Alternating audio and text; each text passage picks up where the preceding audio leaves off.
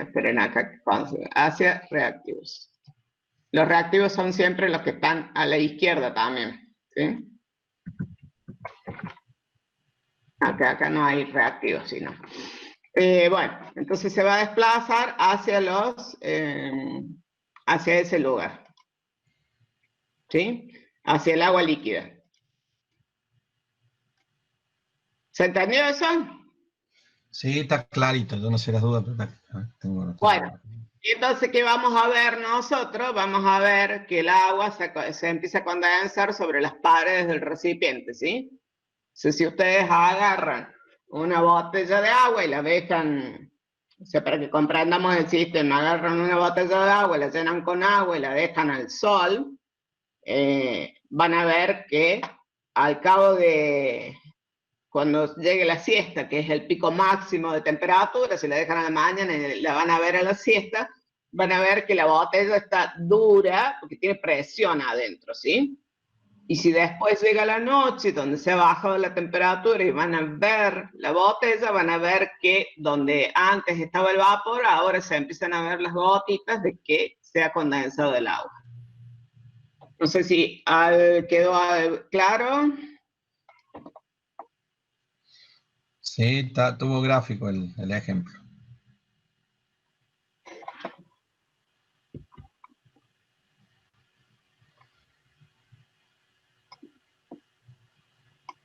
Yo le hago una pregunta a los chicos, ya que estamos. ¿De dónde piensan que el sistema, según el principio de Letelier, o mejor dicho, qué herramientas tiene el sistema para contrarrestar ese efecto de disminución de temperatura?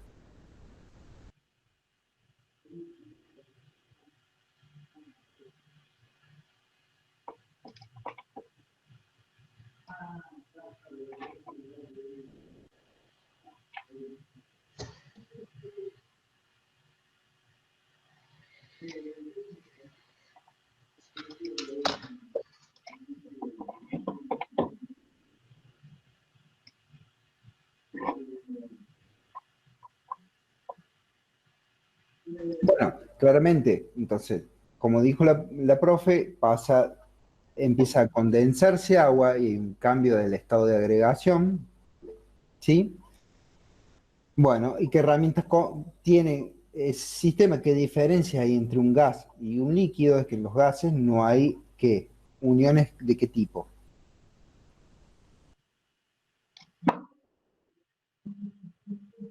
No, de enlaces puente hidrógeno.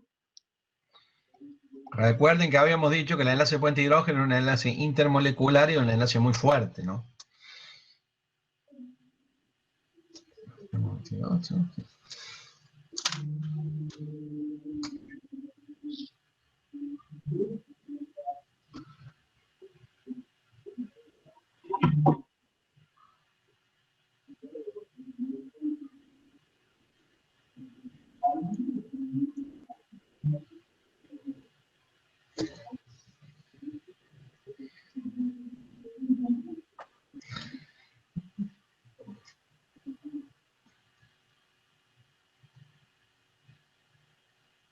Ahí lo dijo José, ahí empieza a formarse puente hidrógeno. Claro. Es un tipo de enlace covalente especial por su gran cantidad de energía que tiene ese enlace, que el agua en estado gaseoso no contiene.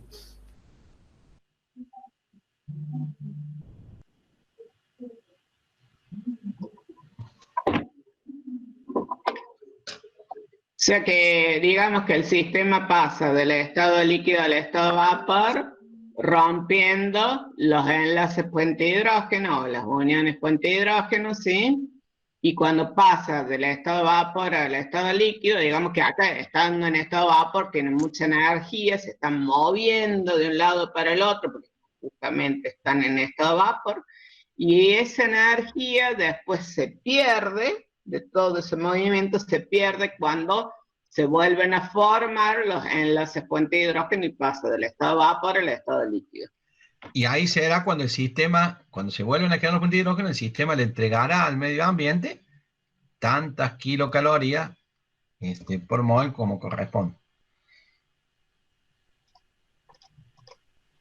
Entonces, eso explica por qué el proceso para pasar de agua líquida a agua vapor necesita energía, porque tiene que romper, el medio ambiente le tiene que entregar al sistema energía para romper esos puentes de hidrógeno, que son enlaces que contienen mucha energía.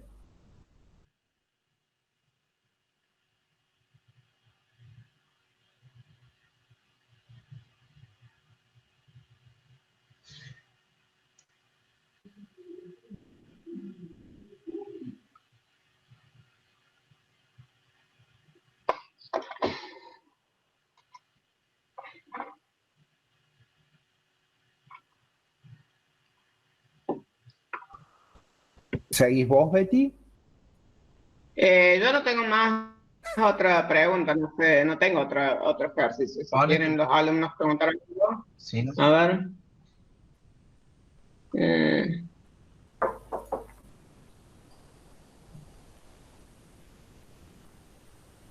Acá preguntan, por ejemplo, si la presión cuando anochece va a seguir siendo la misma, ¿sí?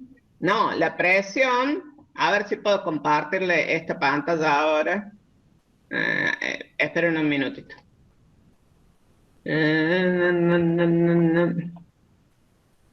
¿Dónde estoy yo?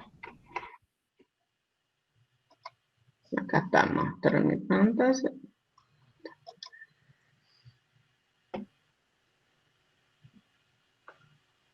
Esta. ¿La ven ahora la tabla? No, no, Betty. ¿No se ve? Ahora se ve. Ahora Y- está entrando. Ahí está entrando, ahí está entrando. Sí, ahora Bueno, sí. fíjense, si ustedes a 25 grados centígrados, que era un sistema en equilibrio, ¿sí? Tenía 23 de presión de milímetro de mercurio, que era la presión de equilibrio, o 31,66 hectopascales, que es lo mismo, ¿sí? Cuando baja la temperatura, va a otro sistema en equilibrio, ¿sí? Otro punto de equilibrio, que es este, donde la temperatura es de 15 grados centígrados, pónganle a la noche de verano, y entonces la presión ahora va a ser de 12,795 o 17,058 hectopascales. Ahí le está indicando presiones de equilibrio. O sea, si yo Sí. modifico la temperatura, modificaré las condiciones del equilibrio, por lo tanto la presión será otra. Entonces puede ser que una presión, chicos, que una presión sea la presión del equilibrio para una temperatura, pero no sea la presión del equilibrio para otra. Entonces, a lo mejor uno tendría que saber cuál es la nueva presión del equilibrio para un cambio de temperatura. Les destaco, ya que estamos viendo esto, vamos a ver acá, por ejemplo, cuando tenemos, esto es para, siempre que tengamos un recipiente cerrado, nosotros podemos lograr a una temperatura determinada presión, ¿sí? Entonces, es lo que le explicaba, no es que esta tabla la tengamos y después explicamos lo que estábamos viendo en el PowerPoint, sino que es al revés, digamos. Experimentalmente se va sacando todas las presiones a las distintas temperaturas. Y fíjense qué pasa cuando en vez de estar cerrado el recipiente, sí está abierto. Si estuviese abierto, la presión que tendríamos sería la presión atmosférica, ¿sí?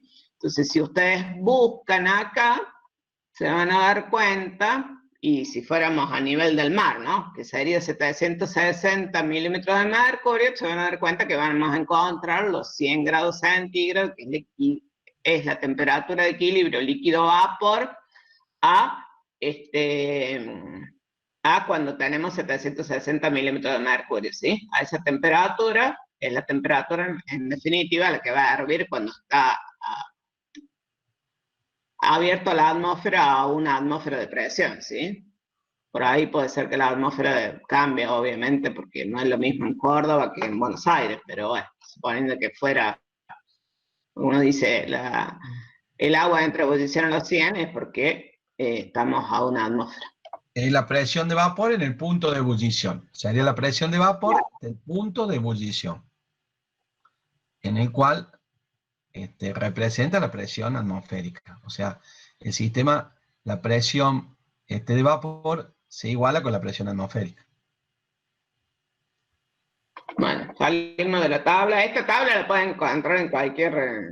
Y piensen que con esa tablita se puede hacer el diagrama de fase. O sea, si yo tomo en el eje de la Y la presión de vapor y en el eje de la X la temperatura, y yo gráfico, ahí le da la curva.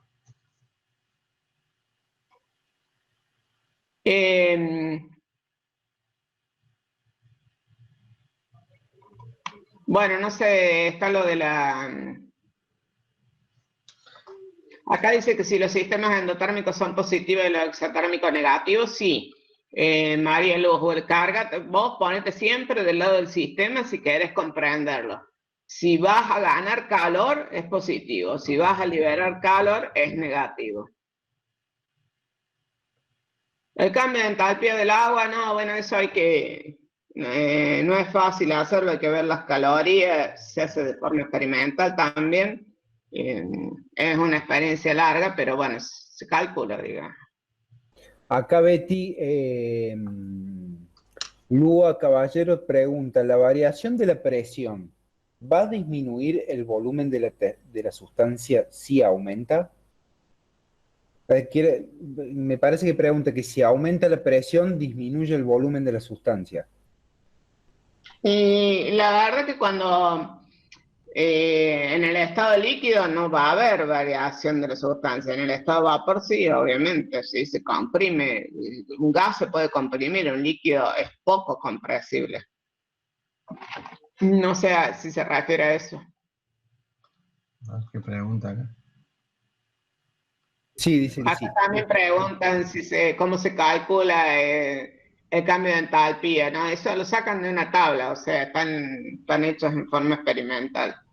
Se puede calcular, pero no es tema de la materia.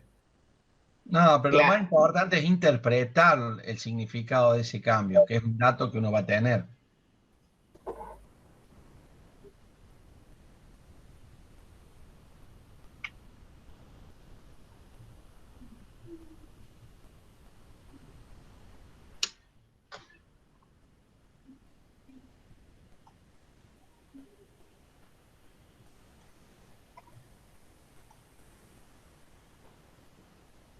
Bueno.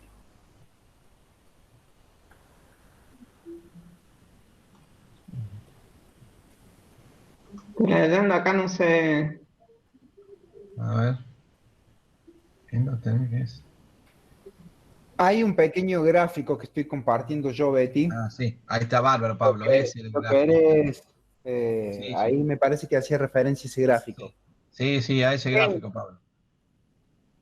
Sí, está bárbaro, Pablo.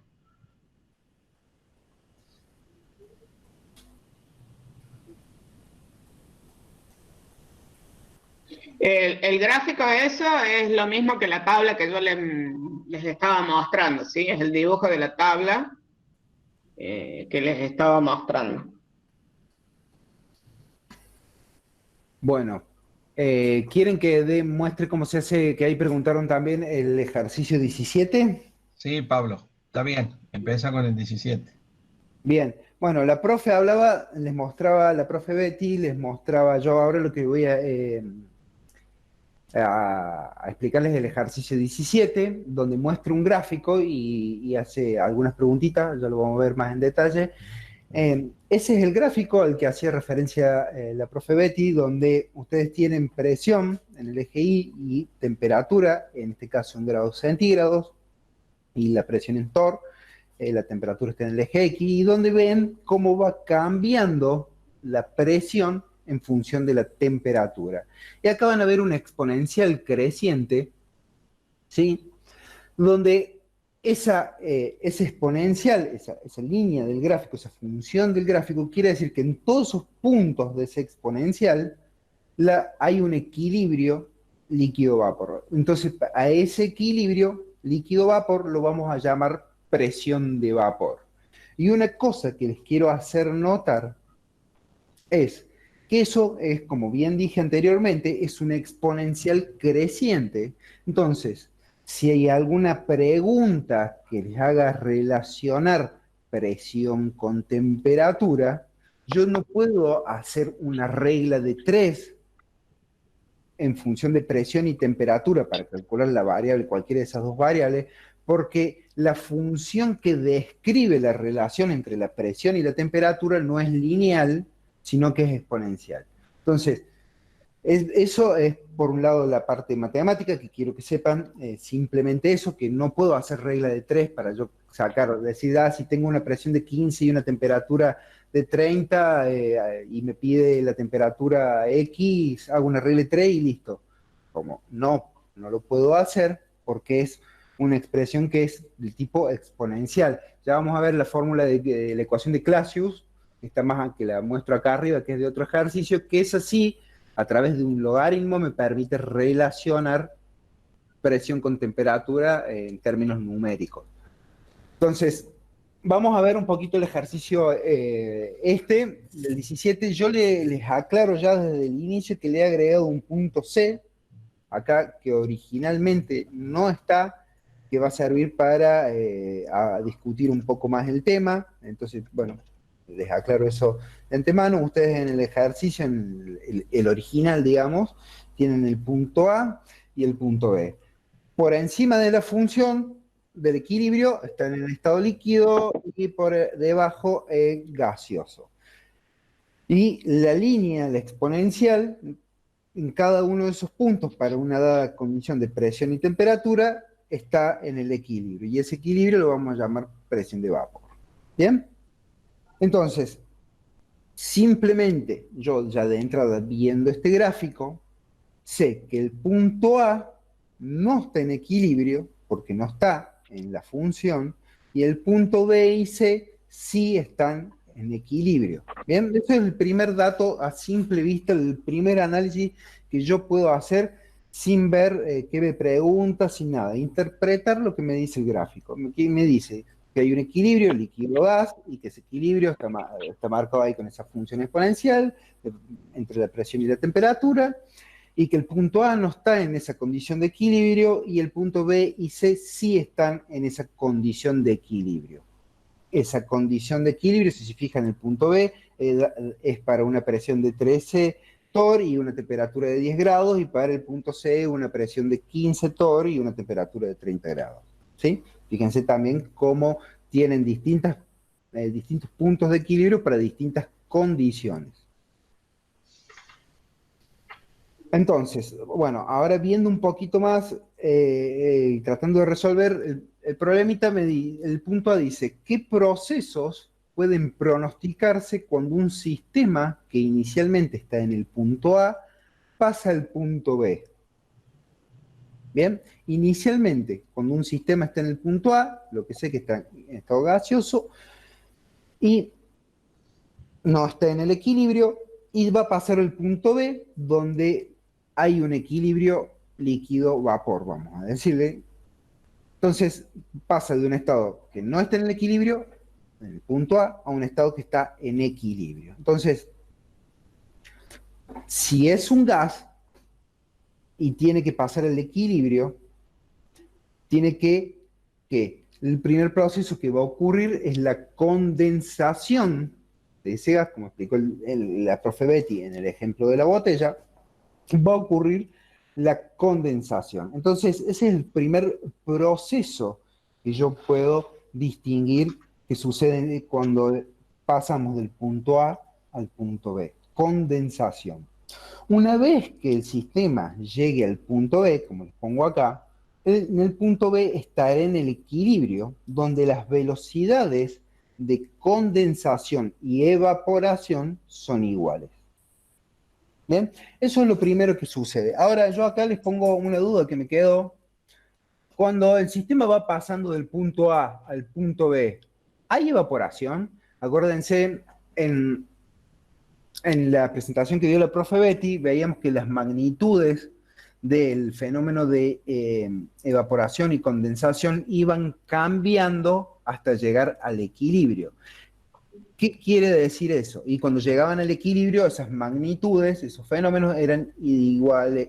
Es decir, había iguales velocidades o iguales magnitudes de condensación y evaporación. Entonces, Del punto A al punto B, como va a ocurrir una condensación, y una vez que esté en el punto B, la condensación, la velocidad de condensación y evaporación, como está en el equilibrio, van a ser iguales, en el transcurso del punto A al punto B, no solo va a haber condensación, no quiere decir que el único proceso que va a ocurrir ahí va a ser condensación. Seguramente en unos primeros inicios del paso del punto A al punto B, la evaporación sea despreciable con respecto a la condensación y la condensación predomine en el sistema, pero no quiere decir necesariamente que no haya evaporación en el sistema, sino que la magnitud de la condensación va a ir aumentando a medida que se desplaza hacia el punto B y va a llegar a un punto que es el punto B, valga la redundancia, donde la evaporación, que al principio en el punto A era despreciable, va a ser igual magnitud que en el punto B que el proceso de condensación. Eso es, por un lado, primero lo que yo puedo decir de este gráfico. Ahora, una preguntita para hacerle a los chicos, una preguntita. En el punto B, en el punto de equilibrio, ¿será lo mismo decir las velocidades serán iguales o las velocidades serán cero? ¿Será lo mismo decir esos conceptos, esas dos cosas? ¿Qué opinan? Correcto, no. Van a ser iguales, cero no, porque hay moléculas que se evaporan y hay moléculas que se condensan. Muy bien la respuesta, muchas gracias. Listo, Pablo. Bueno, bien.